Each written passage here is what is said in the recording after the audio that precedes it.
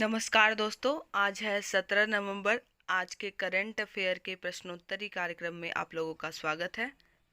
आज का पहला प्रश्न है, हाल ही में किस देश ने अमेरिका को पछाड़कर वैश्विक धन में वृद्धि कर शीर्ष स्थान हासिल की है? इसका पहला ऑप्शन है भारत, दूसरा ऑप्शन है रूस, तीसरा ऑप्शन चीन, चौथा ऑप्शन जापान। इसका सही उत्तर है ऑप्शन सी, चीन। चीन ने अमेरिका को पछाड़कर वैश्विक धन में वृद्धि कर शीर्ष स्थान हासिल की है। पिछले 2 दशकों में वैश्विक संपत्ति 3 गुना हो गई है, जिसमें चीन सबसे आगे है। पिछले 20 सालों में दुनिया की संपत्ति 3 गुना ही बढ़ी है।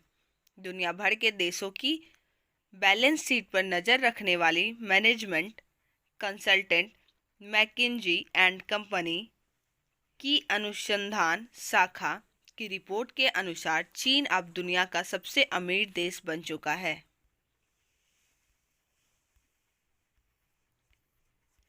आज का दूसरा प्रश्न है, भारत सरकार ने सुशासन को बढ़ावा देने के लिए मंत्रिपरिषद के सभी 77 मंत्रियों को कितने समूहों में बांटा है? इसका पहला ऑप्शन है 8 समूह, दूसरा ऑप्शन है 7 समूह, तीसरा ऑप्शन है 12 समूह और चौथा ऑप्शन है इनमें से कोई नहीं। इसका सही उत्तर है ऑप्शन ए, 8 समूह। भारत सरकार के शासन के लिए व्यवहारिक दृष्टिकोण के तौर पर एक प्रमुख प्रेरक के रूप में मोदी सरकार युवा पेशेवरों को शामिल करने, सेवानिवृत्त अधिकारियों से सुझाव लेने और परियोजना की निगरानी के लिए प्रौद्योगिकी का सर्वोत्तम उपयोग करने की योजना बना रही है। सूत्रों के मुताबिक इसके अलावा अन्य कई कदमों की देखरेख करने के लिए 8 विभिन्न समूह बनाए गए हैं, जिनमें संपूर्ण मंत्रिपरिषद के सदस्य शामिल हैं। मंत्रिपरिषद के सभी 77 मंत्री इन 8 समूहों में से एक का हिस्सा है, जिनमें से प्रत्येक में 9 से 10 मंत्री शामिल हैं और जिसमें एक केंद्रीय मंत्री को समूह समन्वयक के रूप में नामित किया गया है। आज का तीसरा प्रश्न है, कोलंबिया के एक पूरे शहर का सफाया करने वाला कौन सा ज्वालामुखी अब फिर सक्रिय हो गया है? इसका पहला ऑप्शन है अलबुर्ज, दूसरा ऑप्शन है मोना लोआ, तीसरा ऑप्शन है नेवाडो डेल रुइज और चौथा ऑप्शन है माउंट एटना। इसका सही उत्तर है option C, Nevado del Ruiz. कोलंबियाई भूवैज्ञानिक सेवा ने यह कहा है कि नेवाडो डेल रुइज ज्वालामुखी ने शनिवार से ध्यान देने योग्य गतिविधि दिखाई है। लगभग 25,000 लोगों की मौत के साथ कोलंबिया में एक पूरे शहर को नष्ट करने वाले ज्वालामुखी ने उस विनाशकारी विस्फोट की 36वीं वर्षी के दिन इस सप्ताह के अंत में राख और गैस उगली है। इस ज्वालामुखी विस्फोट को कोलंबियाई इतिहास में सबसे खराब प्राकृतिक आपदा माना जाता था और इसके साथ ही इसे 20वीं शताब्दी के सबसे घातक ज्वालामुखी विस्फोटों में से एक माना जाता था। भूवैज्ञानिक सेवा ने यह भी कहा है कि अब नेवाडो डेल रुइज 11 वर्षों से अधिक समय से अस्थिरता की अवधि में है। आज का चौथा प्रश्न है, सुप्रीम कोर्ट कॉलेजियम ने देश के पहले समलैंगिक जज बनने को लेकर निम्न में से किसे मंजूरी प्रदान की है? इसका पहला ऑप्शन है राहुल सचदेवा, दूसरा ऑप्शन है सौरभ कृपाल, तीसरा ऑप्शन है अनिल कुमार और चौथा ऑप्शन है मोहन अग्निहोत्री। इसका सही उत्तर है ऑप्शन बी, सौरभ कृपाल।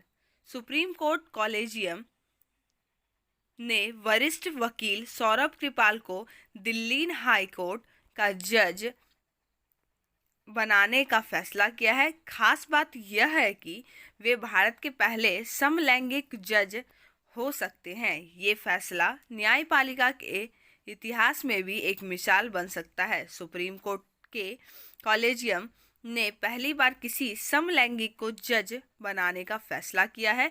यदि उनकी नियुक्ति हो जाती है तो वह भारत के पहले समलैंगिक जज होंगे। आज का 5वां प्रश्न है, हिंदी की किस प्रख्यात लेखिका का 90 वर्ष की उम्र में निधन हो गया है? इसका पहला ऑप्शन है नासिरा शर्मा, दूसरा ऑप्शन है ममता कालिया, तीसरा ऑप्शन है मृणाल पांडे और चौथा ऑप्शन है मन्नू भंडारे। इसका सही उत्तर है ऑप्शन डी, मन्नू भंडारे। हिंदी साहित्य की प्रसिद्ध लेखिका मन्नू भंडारे का 15 नवंबर 2021 को निधन हो गया।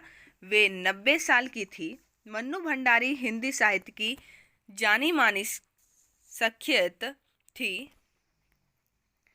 उन्हें अक्सर नई कहानी आंदोलन के अग्रदूतों में से एक के रूप में श्रेय दिया जाता है। उनकी पहचान पुरुषवादी समाज पर चोट करने वाली लेखिका के तौर पर होती थी। मन्नू भंडारी अपने जीवन काल में 2 हिंदी उपन्यासों आपका बंटी और महाभोज के लिए जानी जाती है। उन्हें अक्सर नई कहानी आंदोलन के अग्रदूतों में से एक के रूप में जाना जाता है। आज का 6वां प्रश्न है, केंद्र सरकार रक्षा सचिव, गृह सचिव, रिसर्च एंड एनालिसिस विंग के सचिव और खुफिया ब्यूरो के निर्देशक के कार्यकाल को कितने साल बढ़ाने के संबंध में गजट अधिसूचना जारी की?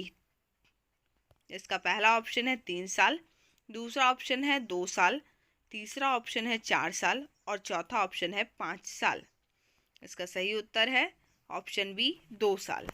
केंद्र सरकार ने रक्षा सचिव, गृह सचिव, रिसर्च एंड एनालिसिस विंग के सचिव और खुफिया ब्यूरो के निदेशक के कार्यकाल को 2 साल बढ़ाने के संबंध में गजट अधिसूचना जारी कर दी है। केंद्र सरकार के कार्मिक और एवं प्रशिक्षण विभाग ने ये अधिसूचना जारी की है। केंद्र सरकार ने सीबीआई और ईडी के डायरेक्टरों के कार्यकाल को भी बढ़ाने का फैसला किया है।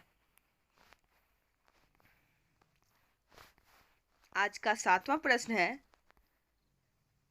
निम्न में से किस भारतीय क्रिकेट खिलाड़ी को प्लेटो फुटवियर ब्रांड ने अपना ब्रांड एम्बेसडर नियुक्त किया है?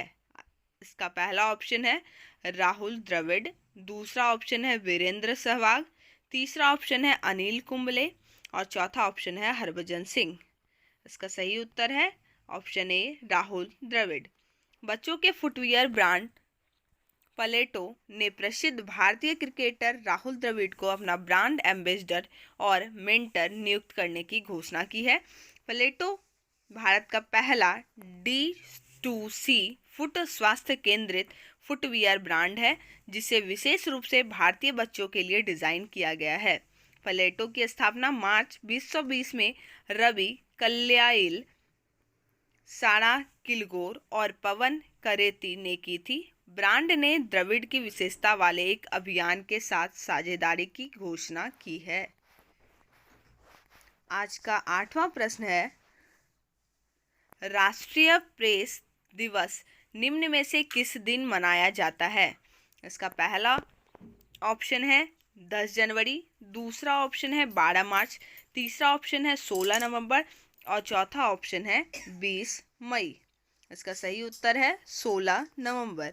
राष्ट्रीय प्रेस दिवस हर साल 16 नवंबर को मनाया जाता है। इस दिन को मनाने का मुख्य उद्देश्य प्रेस की आज़ादी के महत्व के प्रति जागरूकता फैलाना है। साथ ही ये दिन अभिव्यक्ति की स्वतंत्रता को बनाए रखने और उसका सम्मान करने की प्रतिबद्धता की बात करता है। प्रेस की आज़ादी के महत्व के लिए दुनिया को आगाह करने वाला ये दिन बताता है कि लोकतंत्र के मूल्यों की सुरक्षा और उसे बहाल करने में मीडिया अहम भूमिका निभाती है। धन्यवाद।